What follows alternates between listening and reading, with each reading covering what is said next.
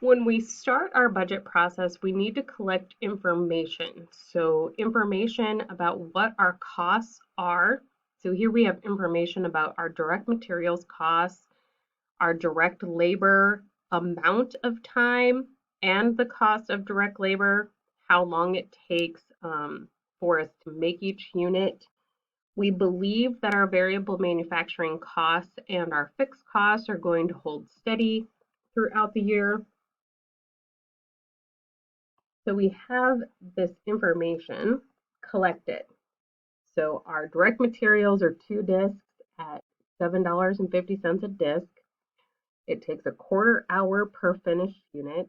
We have variable manufacturing overhead per finished unit and our total fixed manufacturing overhead per quarter. We then get information about the sales budget. So our marketing director believes that demand for our product is going to grow. He estimates that we're going to have 8,000 units in the first quarter, 10,000 in the second quarter, and 30,000 and 40,000 in the third and fourth quarters. We're going to hold our selling price at $75 per unit. So we start with our sales budget. So we have what our projected sales are for each quarter times the sales price per unit gives us our projected revenues for each quarter. Now, as we see, we have lower sales projected in the first quarter and second quarter than we do in the third and the fourth. Once we have our sales budget, then we can create our production budget. For our production budget, we have our budgeted product sales in units. So how many are we going to sell that month? Plus any desired ending inventory that we want to have. So companies will usually have if we have buffer inventory, what that buffer is, whether it's a percentage or a specific amount. That gives us the total units we need to produce that quarter or that month. We would then subtract what we have available to us in our beginning inventory and gives us the product units to produce. We need to make sure that we're meeting our sales goals so that we schedule production for those sales. So this is an example of our production budget. We have our projected sales, our desired ending inventory, the number of units that we already have available to us, less beginning inventory, and that gives us our budgeted production in units. As we see in the first quarter, we have most of those already available to us in our beginning inventory. And we want to help get rid of our beginning inventory before we start producing extra inventory. So in the first quarter, we don't need to produce very many units, but as our sales increase throughout the year, our production also needs to increase. Once we have the production budget, we can move on to the materials purchases budget. So in the materials purchases budget, we're looking at how much material do we need per unit of production, and then how many materials do we need to buy and at what cost in order to meet our projected production. So, and then once we have our direct materials made, then we create our direct labor and our overhead budget.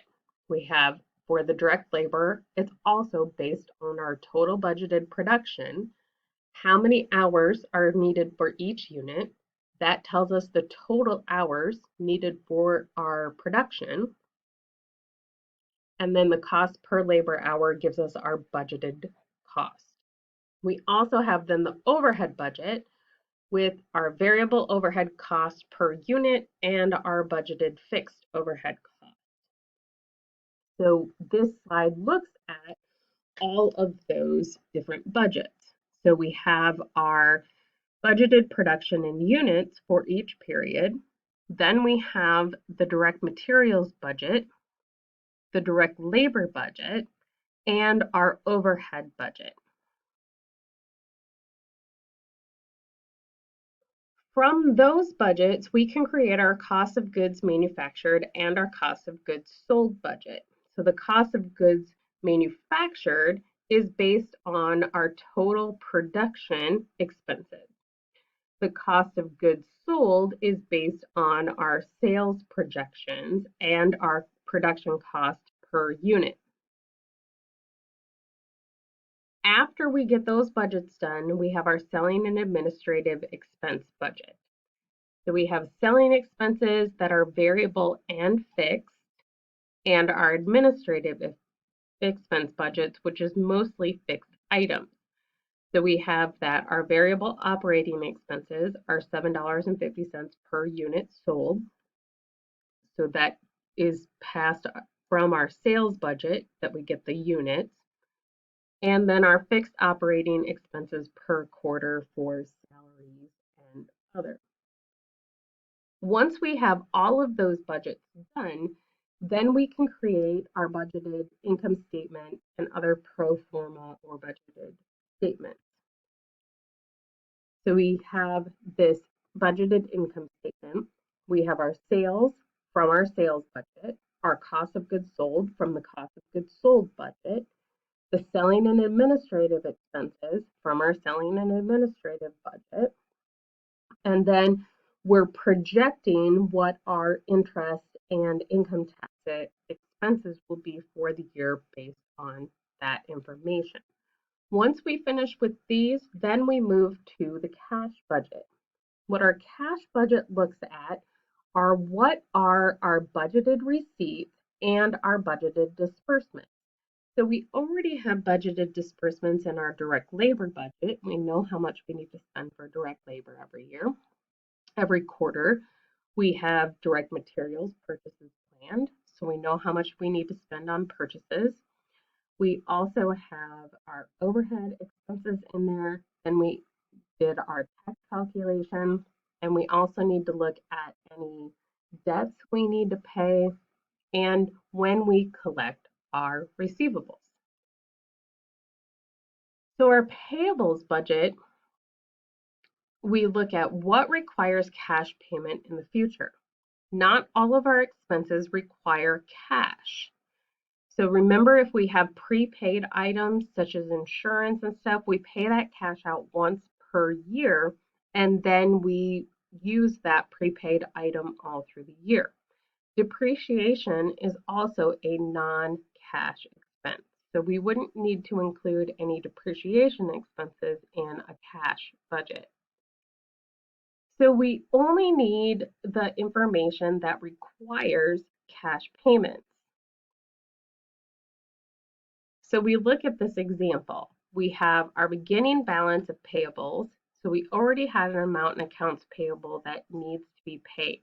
Then we have what we need for production. So our direct material purchases, direct labor, and overhead needed for production. We're going to subtract our prepayments of insurance and depreciation, and that tells us that our current payables are $318,000 for that first quarter. We're going to have an estimated ending balance in accounts payable that carries over into quarter two, saying that we need cash available for payments of $243,000 in the first quarter. If we look at this prepayments budget, this is our insurance policy. So when we're preparing our cash budget, we need to look at when we spend our cash on any prepayments and when those prepayments would be gone. We also need to know about any debt that we have. So we here we have two notes payable outstanding. We have a 12% $36,000 note payable, and we also have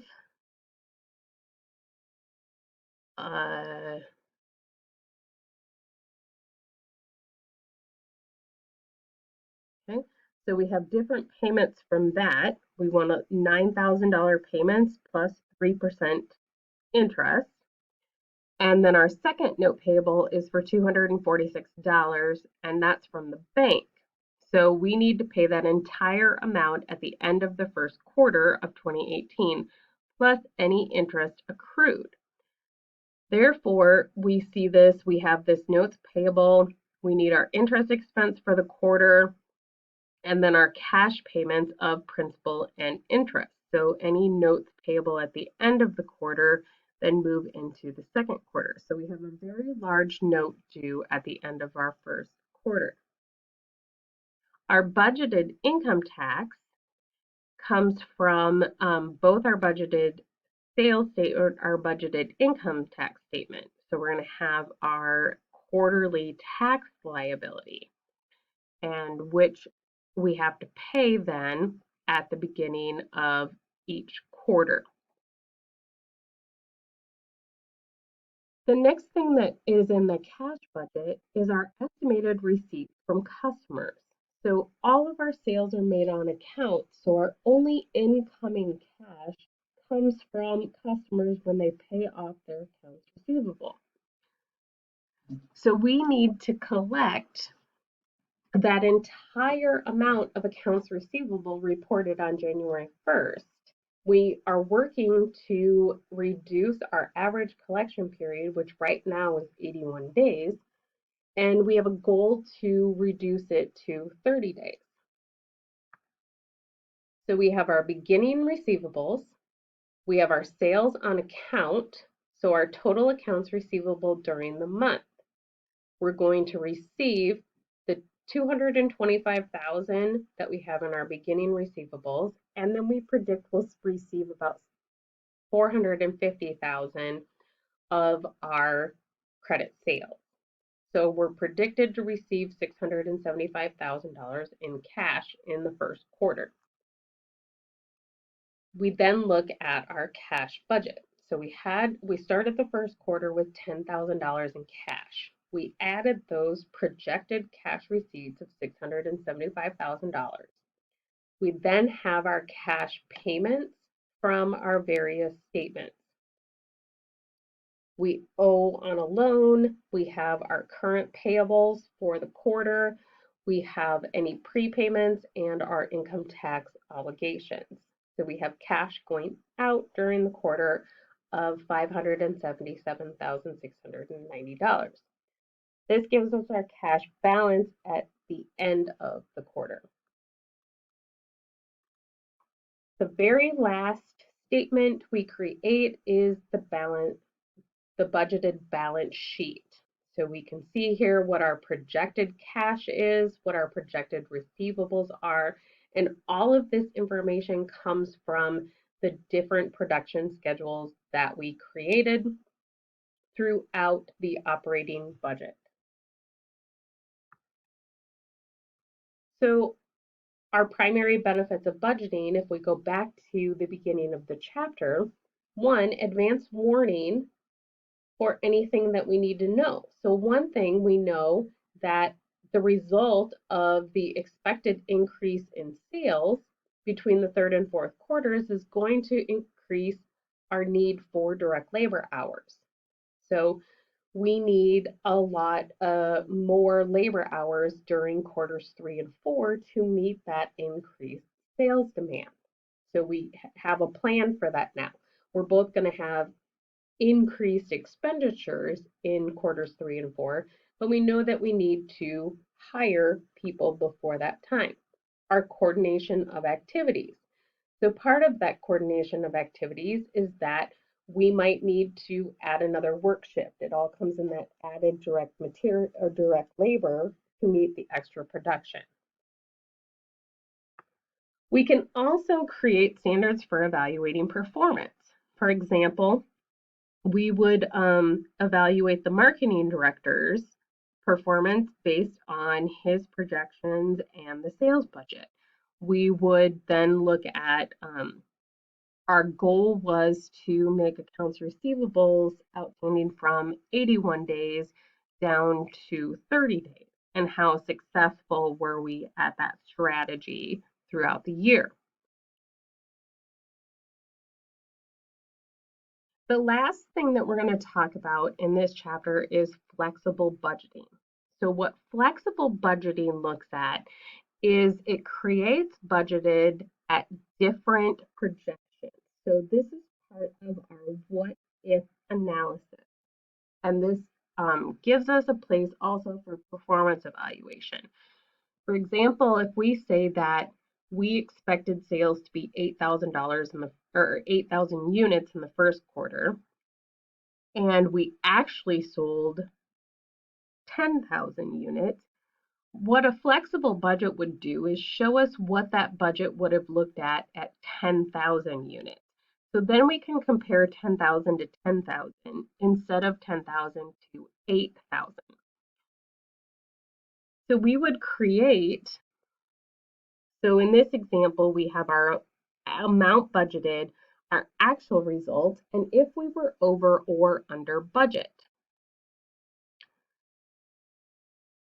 But if we look at a production budget or a flexible budget, so we've created budgets at various level of production. So our planned production was 1,000 units. So that's what our budget was for 1,000 units. We actually produced 1,500 units. So we need this flexible budget for 1,500 units so we can compare ourselves. So then we look at our comparison here in this slide. We had originally budgeted 1,000. We actually produced 1,500. So our flexible budget for 1,500 is shown here, and then our actual cost for 1,500 is shown here. And we can see that instead of being over budget, we were actually under budget on several items because now we're comparing 1,500 to 1,500 instead of 1,500 to 1,000. As always, computers have made our lives easier in terms of the level of accounting that we can do, and that also comes under budgeting. So instead of writing budgets out by hand and having all of these extra budgets with this what if flexible budgeting analysis, we can just build all of that into Excel, and we can build there are formulas in Excel that we can actually build that what if analysis in. The what if we change our production, and because Excel will do those formulas for us or any kind of computer-based budgeting system, we would just be able to do that easily with the click of a button. The last slide here talks about ethics and fraud in the budgeting cycle. So we really look at for-profit entities. So we have to make sure that we are being good, ethical managers as well as just good with our financial resources. A lot of fraud that happens comes from us striving to meet those performance goals that are set in budgets or set in kind of these goals that we create when we're planning. So we need to make sure when we're planning our budgets that we are creating stretch goals, but that those stretch goals are achievable and we don't incentivize our employees to commit fraud just to be able to meet their budgeted goals.